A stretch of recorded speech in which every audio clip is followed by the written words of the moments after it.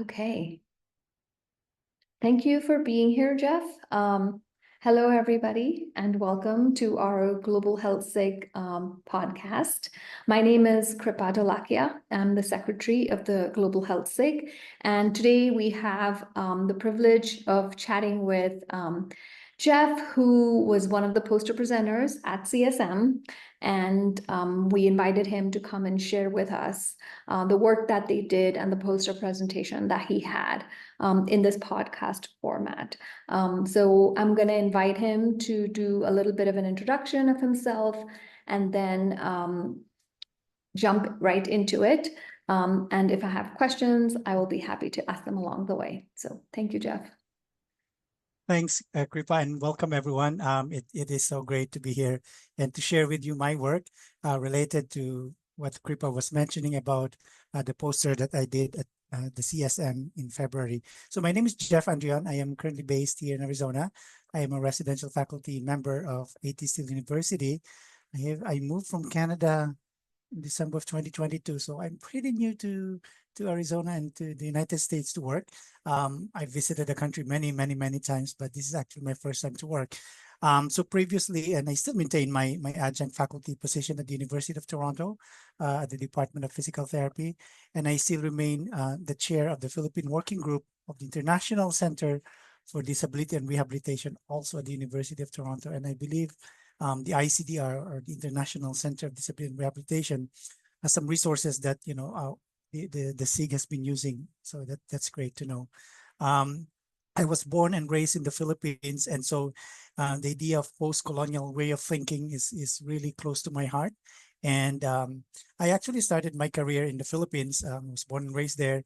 I was working in a community-based rehabilitation setting, primarily providing services to children with disabilities who belong to indigent communities. So that was really the start of my love story, I would say, with international development. And then at one point in my career, I've had the opportunity to be affiliated with an organization called Hope and Healing International that's based in Ontario, and the organization primarily supports children with disabilities, not just within, probably, if I remember correctly, 12 countries across Africa, but also in South America. So I've had the pleasure of being the director of international programs for that organization for almost 3 years. It was a great opportunity to be involved and also to bring the profession closer to the field. So I always say it's providing care beyond the bedside. So it was really a great opportunity.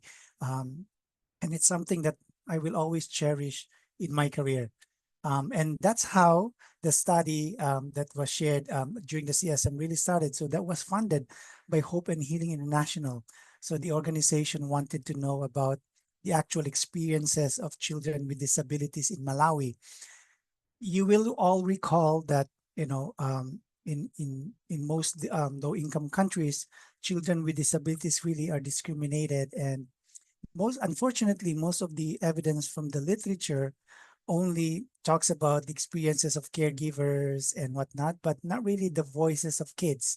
And I think that's what makes this study really stand out, because it's actually the voices of 15 boys and 15 girls with different forms of disabilities, including physical and mental. And so that was really interesting study. And again, it was funded by Hope and Healing International in order to support the works of the organization. Yeah. Thank you. So in reading the study, I really appreciated how you put the children at the forefront, just like you mentioned, because typically it's sort of an ad hoc report, typically adult-based. And it was really interesting to see the perspectives of children. And what I really appreciated is how you utilized researchers, or I guess data gatherers, that were people that were within the community, and they were local to that community, but not people who provided services, so as to not introduce any element of hierarchy or a relationship that could have been affected had the child felt, wanted to give a negative response, so to say, right? So I would love to hear a little bit more about that process, if you can share that with us. Yeah, so and before I answer your wonderful question, I really want to acknowledge as well the co-authors of this study, the principal investigator is Janet Angelisani from NYU. She's an OT by background, and so when this study was conceptualized, I was still the director of international programs, so I was really, I followed the journey of this manuscript, and so it's important for us to understand, especially for us who've been practicing the Western physical therapy way of doing things. It's important for us to recognize that when we enter communities, especially in low and middle income countries, we really need to ask permission from especially so in Malawi, they call them the traditional community leaders. So we had to ask permission that we actually have to enter the communities to interview different kids with disabilities in various communities. And so that was the very first step. And, beyond asking permission to enter the communities, it was also important to do that because it also allowed us to establish rapport with the local communities. And as a matter of fact, one of the important elements within the research planning was that we wanted to be intentional in terms of recruiting individuals who actually belong to the communities to become interviewers, right? Because could only imagine a child with a disability who probably, haven't seen anybody outside of his community, might be surprised to see somebody who's brown or white interviewing them. And so that would, not only distort the answers probably, but most importantly, you know, it brings the wrong message, right? That we are outsiders and we're just here to gather information and then we leave, right? So having those individuals from the community to interview the different participants was really critical in that element. So it's more about, being participatory in nature.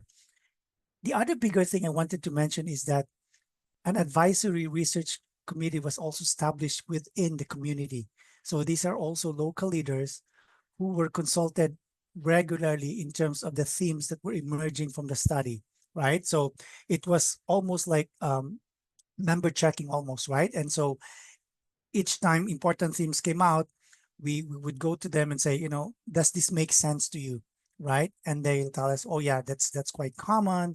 Those are the things that we see often, or those are the things that are rarely being said by kids, right? And as a matter of fact, some of the things that children were mentioning was a surprise to some of the leaders in the community, simply because, again, in their local context, children with disabilities normally do not have voices, right? And so they're discriminated. And, as you may have read in the study, that was the most glaring one. So they still experience abuse and discrimination. And it's sad to hear that. But at the same time, it's also empowering to know that this data were coming from the children themselves. So yeah. Yeah, thank you. I think that is very such a great reflexive position to have, especially when you're engaging not only in, low middle income countries, when also it's like people from high income countries coming into that situation and trying to establish this rapport and trust is really critical to the process, really. Yeah.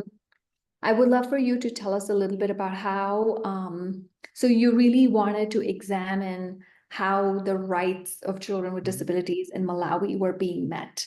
And That's you correct. used the United Nations Convention on the Rights of Persons with Disabilities, which is a UNCRPD, sort of as a framework. Yeah. And it would be great for our listeners to get a little glimpse into maybe why you chose that tool, and even telling us a little bit about it for those who are not familiar, and how that tool is a tool that was addressing the thing that you wanted to look at, because how, as a good framework.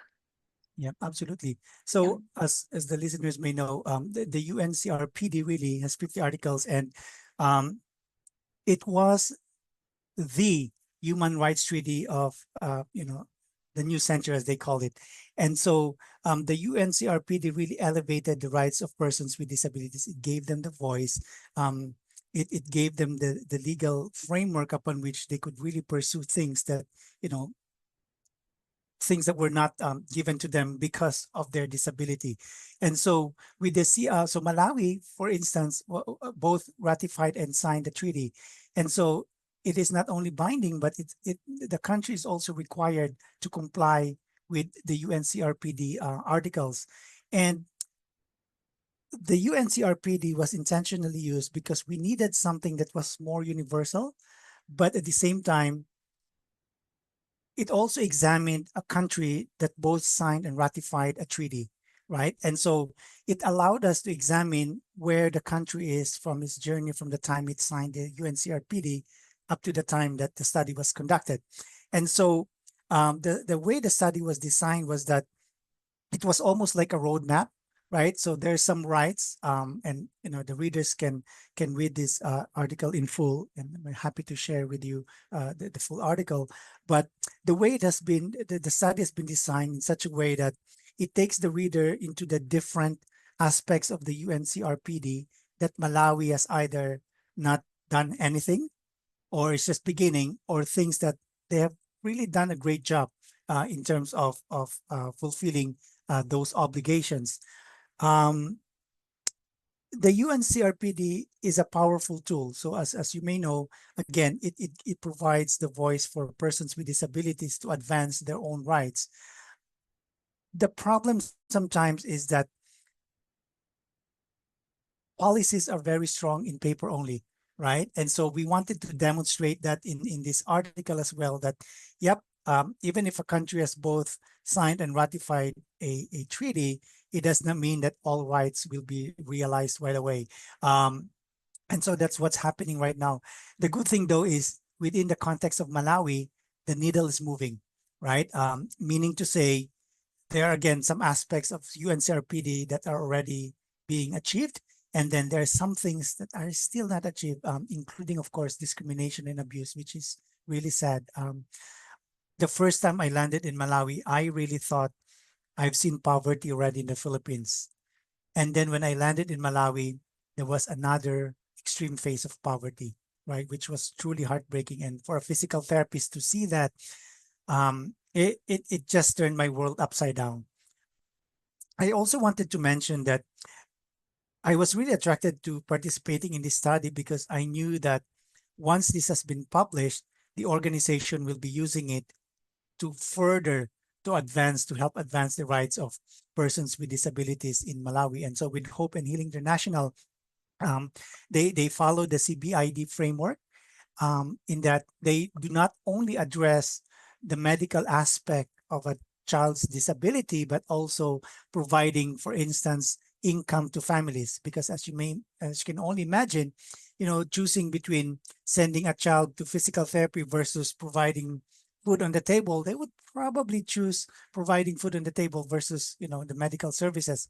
And so it is that holistic approach to disability that really was important for me. And I know that the organization has been using the results of this study, again, to advance the rights of children with disabilities. And Malawi was intentionally chosen because at the time that I was the director of international programs, Malawi was the only country where the CBID framework was being piloted. And those communities, for instance, were particularly chosen because those were the communities where the CBID framework has been implemented. So it was really awesome to see, how CBID was happening, like live in action, right? So families provided with goats or chickens, children provided with medical services and transportation and whatnot, and then most importantly, education, right? So those were really critical elements in order to really move the needle towards achieving the UNCRPD articles in Malawi. Great. Thank you. Well, you, in the study, you essentially recruited from 4 villages in That's the correct. Silima district. Mhm. Yeah. Yeah. And I was just curious, and you mentioned this, that of course this is not representative of Malawi, but That's right. was this one of the places where you were doing the CBID work and therefore it was selected? And then I also read That's about how this is where Malawi had also taken steps and developed the organization mhm. to do work to actually alleviate some of the discrimination. And so I'm curious to hear why you chose that location. Yeah, and as the readers may recall, there's so many districts in Malawi. I just forgot how many, but Salima is one of them. It's in the southern part of the country, and again, it was intentional that it was chosen because it is where one of the CBID works was being implemented by Hope and Healing International.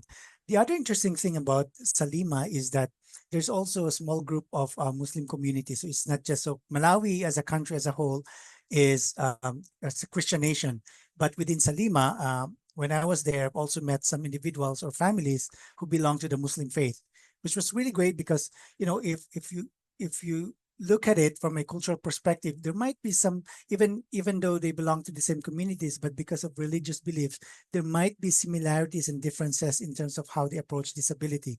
So that to me was also an interesting thing of why Salima was chosen as well.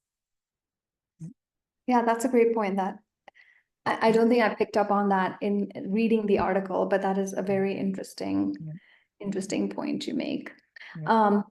I was just curious, in reading the article, of course, there were areas like you described that some things that they are on their way, some things that they're doing well, and some things they really need to work on further.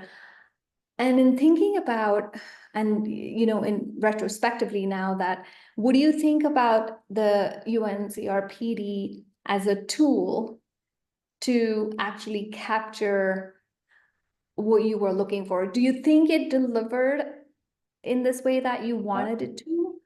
I think so. This UNCRPD to begin with, when it was being formulated, several disability activists were part of the formulation of the UNCRPD. So the voices of persons with disabilities have already been embedded into the document. And so to answer your question, I think the UNCRPD in itself is very, very comprehensive, right? It pretty much covers everything from birth to death. The challenge, as mentioned a while ago, is implementation. You could have the best, convention or document, UN document in the world, but if it's not implemented fully, then it just becomes a document. A classic example that I can share with you as well, that's related to disability, rights is in the Philippines, where I come from.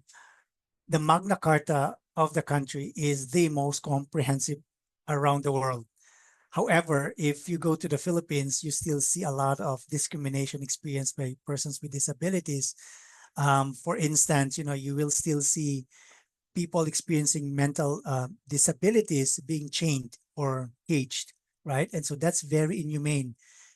But as you look at the document, it is very comprehensive. And so it almost becomes like a toothless document, right? If it's not being implemented. And so to me, a document is a document until it gets implemented, right? And so the same thing with Malawi. And I could only imagine, in a low income resource setting, the finances have to be distributed across, right? And so probably and unfortunately, disability, while very important, might not be a priority for the government, and it should be, right? I'm not saying it is not, but it should be a priority. But given the setting of the country and how they are probably one of the poorest. From the last check that they had, they were pretty much on the lowest rung among the poorest countries, and so the resources really are so spread and thin. And that is also the reason why you see a lot of international development agencies, a lot of missionaries working in the country, because they complement what the government cannot do. The same thing with the organization that I was involved in.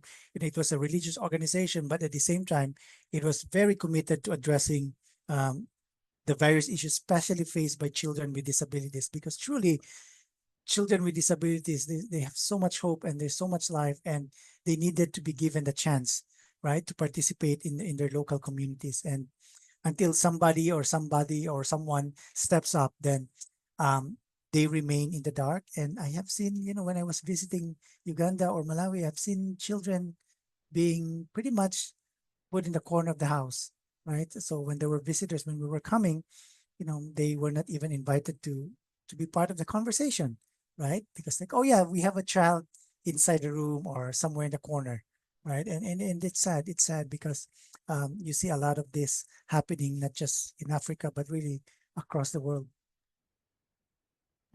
Yes, yes, absolutely. One of the things that struck me, and I don't know if you would agree or not, and I, of course, have to, full transparency, I am not that familiar with the UNCRPD in this way, but I thought that maybe it didn't tell us about the quality of what was happening. So for example, if you were asking children about, oh, are you going to school? It would sort of be a yes or no, but then it wouldn't delve deeper into identifying whether that schooling was actually robust enough and good enough to support the child with the disability, right? Yeah. Were the teachers trained, or Yeah. did they have the appropriate assistive device if they needed one? So I don't know if I missed that, or if Yeah. that was something that you Yeah. felt like is something that the UNCRPD is more like, And okay, are you doing this, and this should be done, and this is the right of a child to yeah. go to school and have access to things, but then the Yeah. quality. Yeah, so Yeah. the UNCRPD is a high-level document, right? And so when it gets implemented, once a country signs and ratifies it, it's really up to the country how they would interpret those articles, right? So meaning to say, it depends upon the local context upon which the UNCRPD will be implemented. And you're absolutely correct. So, for example, with education, what we have heard from our local partners in Malawi, for instance, in Salima, is that yep, we do include children with disabilities in our classroom, but to say that the teachers have special training in special education, or they actually have time to sit with a student with a disability, is another story, right? And so it's great to have a child being a part of a classroom, but to be engaged within that classroom setting would be another story, right? And similar to other low-income countries, again, it's the thinning of resources, and if there's certain budget for education, then probably it's being spread further out. And keeping in mind that most children with disabilities in Malawi are in rural areas, like really, really far from the capital, Lilongwe. And so in that case, not only do families have to struggle with transportation, but they also have to struggle with income, because if they're too far from the capital, they would end up, doing agricultural work. And as you may know, in Malawi, it's a very dry country. And so the harvest may not be great, and so they would have to look for other avenues in order to support the family. So that's the other issue, right? So again, within that local context of UNCRPD implementation, it's great to implement this in a bustling city. Yeah, absolutely, we have all the resources, but then when we switch it to a rural area where there's like almost no transportation, and it truly is, there's no, the roads in Malawi in the rural areas are just like, you won't believe that those people actually live there. And so in those instances, how do we actually effectively implement the UNSRPD, and not only to implement, but also to monitor that constantly they are being implemented, right? So how do we quote unquote police the implementation of those articles? And again, within the hierarchy of the needs of the government, the UNCRPD might be somewhere down in their needs. So yeah. Yeah. Thank you. Thank you. Well, I have really enjoyed speaking with you, and I would love to, do you have any closing thoughts or remarks to share with our listeners about your experience in Malawi or the study or anything before we end? Absolutely. So probably, I want to end by saying, I want to invite all of us, physical therapists, whether you're a member of a SIG or not, to really engage in either your local community or globally to make a difference to other people. Because, even if we don't have to travel, there are a lot of people in our local communities who need help. And some of them migrated from somewhere. And so the idea of the transnationalism of people, the movement of people is there. Um, I am hoping that global health is something that our profession will fully embrace, and really to teach to students, because I try my best to include global health in my teaching wherever I can, either case studies or whatnot. But I do hope that global health is something that the physical therapy profession, not just in the United States, but really across the world, will fully embrace. Because really, with globalization and everything that's happening, it has become a smaller world. And unless we address issues in inequity, either locally or globally, then I don't necessarily think our profession will really move forward in a most progressive way. So thank you for this opportunity to chat with you. Thank you so much. It's really been a great pleasure. Thank you all for joining us, and I appreciate your attention. Thank you, Jeffrey. Thank you. Thank Have a you. good night.